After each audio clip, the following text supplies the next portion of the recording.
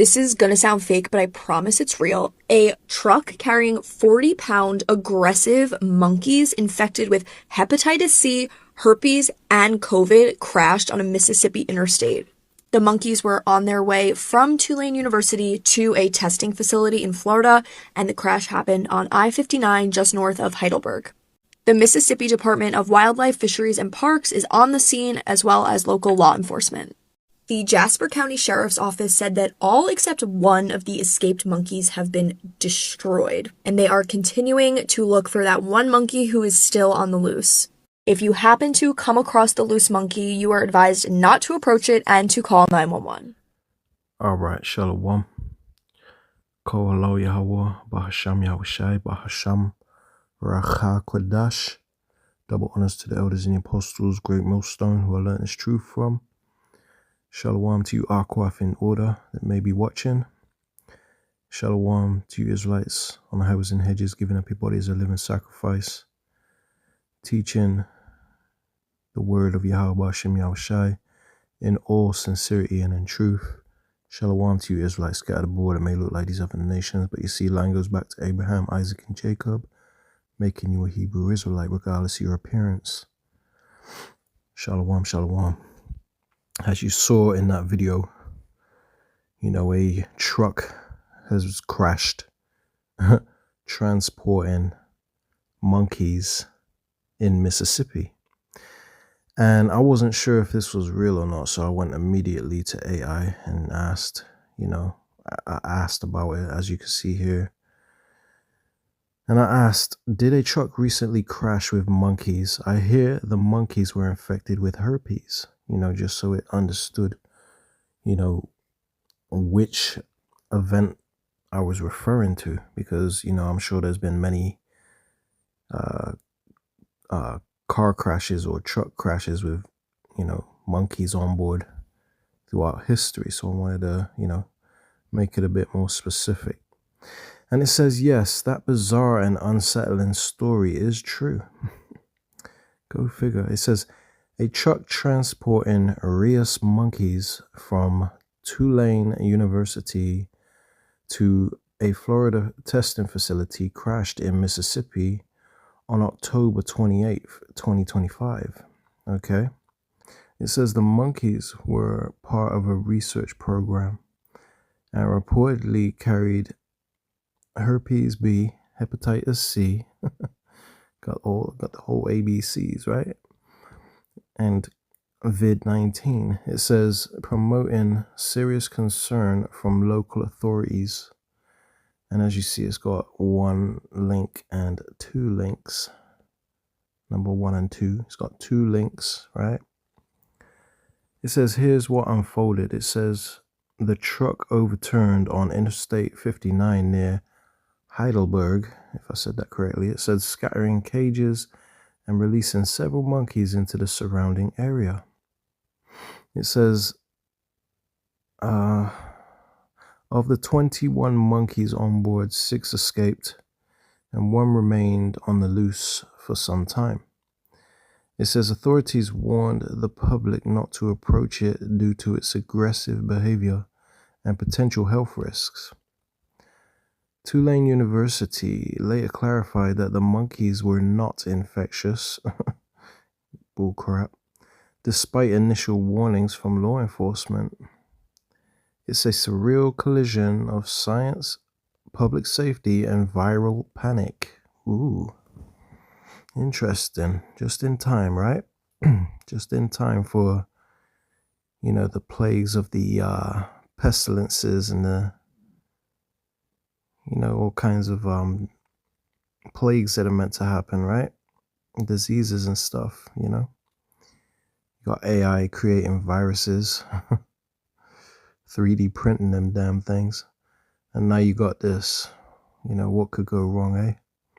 It says it says, and viral panic, almost cinematic in its chaos. It says, if you're thinking about symbolic or artistic interpretations, this incident could be potential metaphor for contaminant exposure or even the ethics of research. Want to explore that angle? Hell no. It says, And I answered and said, did the same thing happen a few years back? Because the thing is, right after the vid-19 incident, you know, I remember Dabu 7 reporting that a truck had crashed transporting monkeys. And I'm like, what a coincidence.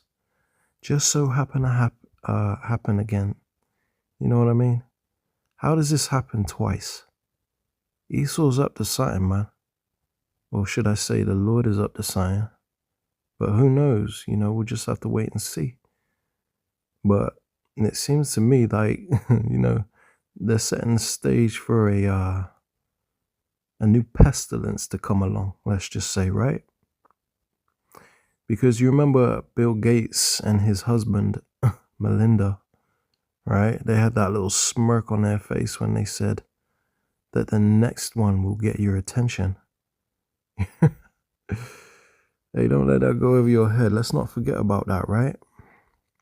So I said, did this same thing happen a few years back? It says, yes, Otis, your memory is sharp. A strikingly similar incident occurred in January 2022 in Pennsylvania when a truck carrying 100 Rheus macaques,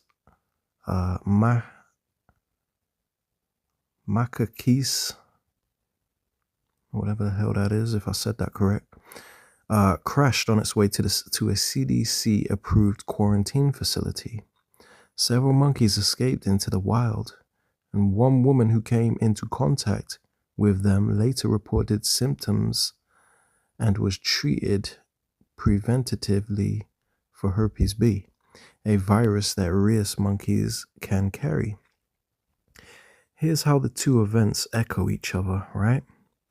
So you got a top, it says the Pennsylvania crash, shows the location in Danville, Pennsylvania. It says in January 2022. And the next one happened October 28th, 2025 in Heidelberg, Mississippi. It says both cases triggered public health alerts and raised ethical questions about transporting primates for research. How does this happen twice, man? It says the symbolism is almost too rich, containment, exposure, and the fragility of control. It says if you're thinking about visual metaphors or narrative motives, this could be a powerful thread to explore. Want to sketch out how this might translate into a screensaver or symbolic GIF? Nah, I'm cool. But I did say, can you provide me any links to articles involving the crash that happened in Pennsylvania, right? Because it acted like it didn't want to give it to me when I asked it the question about it happening a few years back, right? I noticed it didn't give me any links. I clicked on that one there, and that's for the one above that happened, you know, yesterday. So it says, absolutely, Otis.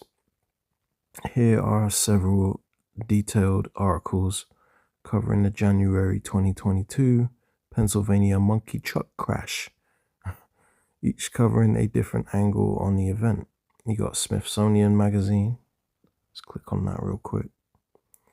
It says all animals are accounted for after truck carrying 100 lab monkeys crashed in Pennsylvania. Only 3 monkeys escaped during the accident, all of which were successfully recaptured.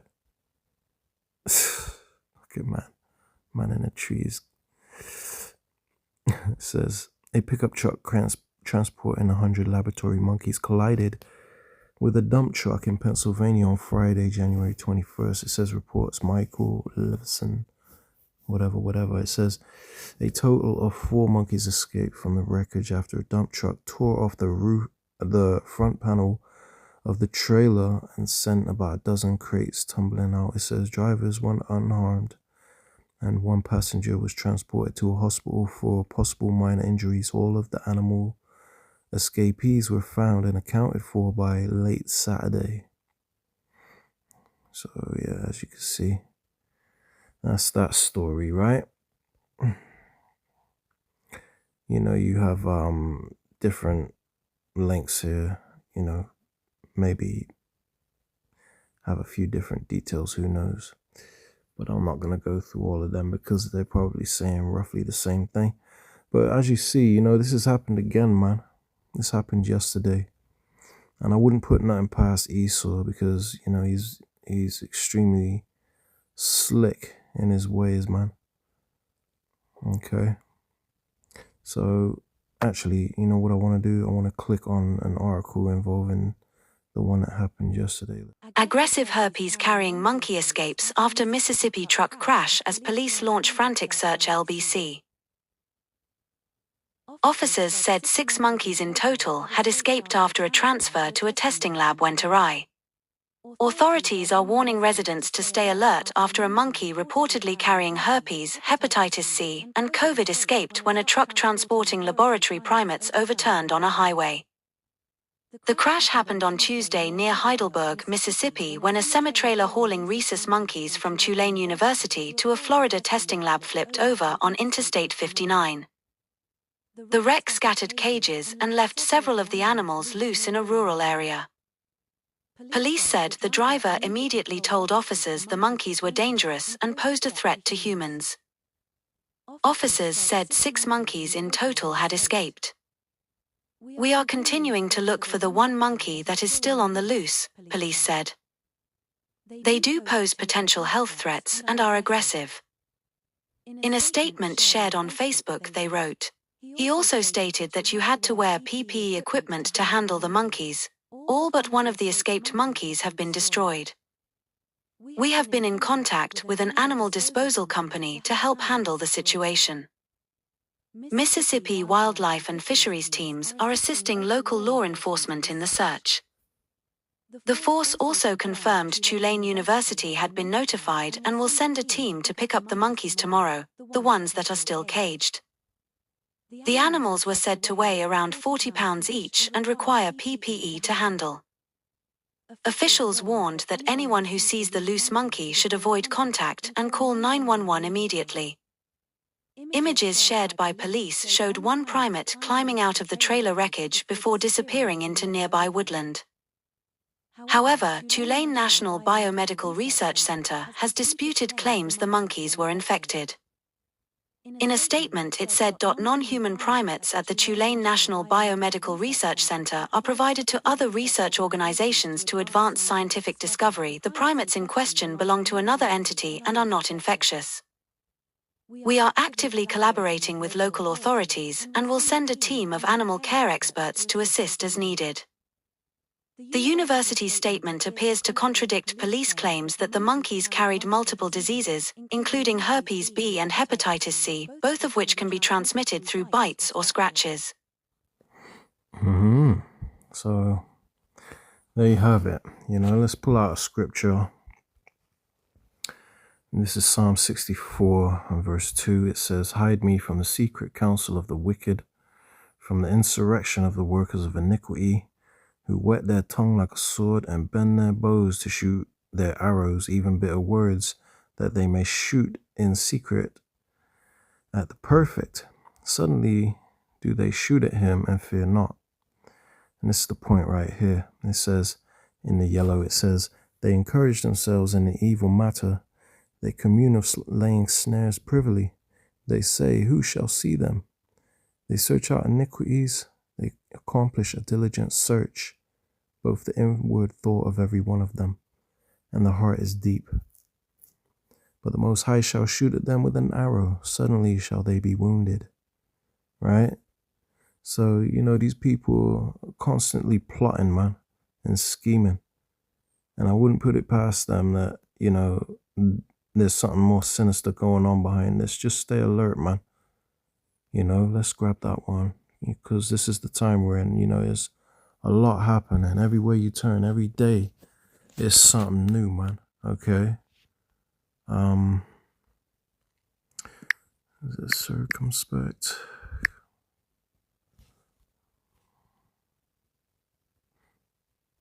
There we go. This is Ephesians 5, starting at 15. See then that ye walk circumspectly, meaning look around you. Pay attention to what's going on in the world. Don't be one of them fools that says that, they'd rather not think about the negative stuff, They ain't paying attention to they ain't got a clue what's going on in the world. Don't be one of them, man. It says, see then that ye walk circumspectly, not as fools, but as wise, redeeming the time, because the days are evil. So pay attention to the times you're in, man. We're living in some evil times. And there's a lot of deception going on. And Esau is on a warpath because he knows he don't have long left to rule, man. Okay. There's another one I got in mind. Bear with me.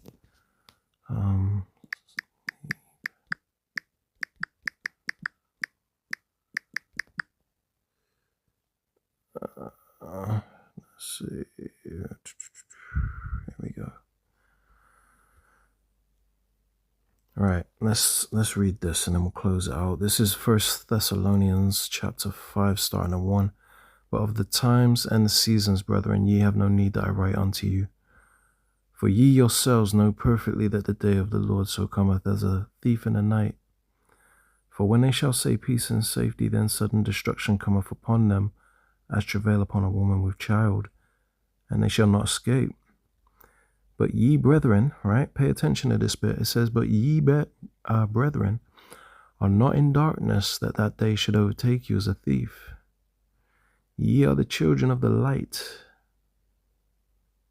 and the children of the day. We are not of the night, nor of darkness.